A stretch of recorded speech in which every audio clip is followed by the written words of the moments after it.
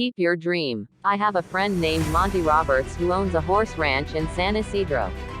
He has let me use his house to put on fundraising events to raise money for youth at risk programs. The last time I was there, he introduced me by saying, "I want to tell you why I let Jack use my horse." It all goes back to a story about a young man who was the son of an itinerant horse trainer who would go from stable to stable, racetrack to racetrack, farm to farm and ranch to ranch, training horses. As a result, the boy's high school career was continually interrupted. When he was a senior, he was asked to write a paper about what he wanted to be and do when he grew up. That night he wrote a 7-page paper describing his goal of someday owning a horse ranch. He wrote about his dream in great detail, and he even drew a diagram of a 200-acre ranch, showing the location of all the buildings, the stables and the track. Then he drew a detailed floor plan for a 4,000 square foot house that would sit on a 200-acre dream ranch. He put a great deal of his heart into the project, and the next day he handed it in to his teacher. 2 days later he received his paper back. On the front page was a large red F with a note that read, "See me after class."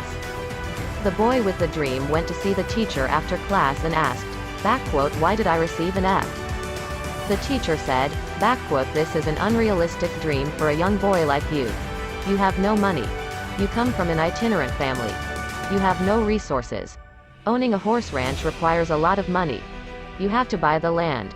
You have to pay for the original breeding stock, and later you'll have to pay large stud fees. There's no way you could ever do it."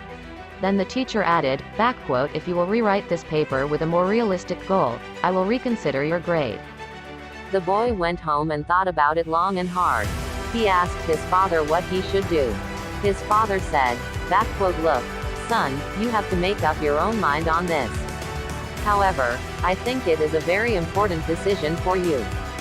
Finally, after sitting with it for a week, the boy turned in the same paper, making no changes at all. He stated, "You can keep the F and I'll keep my dream."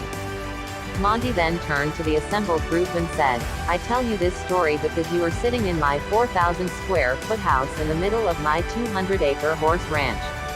I still have that school paper framed over the fireplace." He added, "The best part of the story is that 2 summers ago that same schoolteacher brought 30 kids to camp out on my ranch for a week. When the teacher was leaving, he said, 'Look, Monty, I can tell you this now. When I was your teacher, I was something of a dream stealer. During those years I stole a lot of kids' dreams. Fortunately you had enough gumption not to give up on yours. Moral: don't let anyone steal your dreams. Follow your heart, no matter what. No dream is too big or too small when one works hard to live it. One should always try making dreams come true no matter what."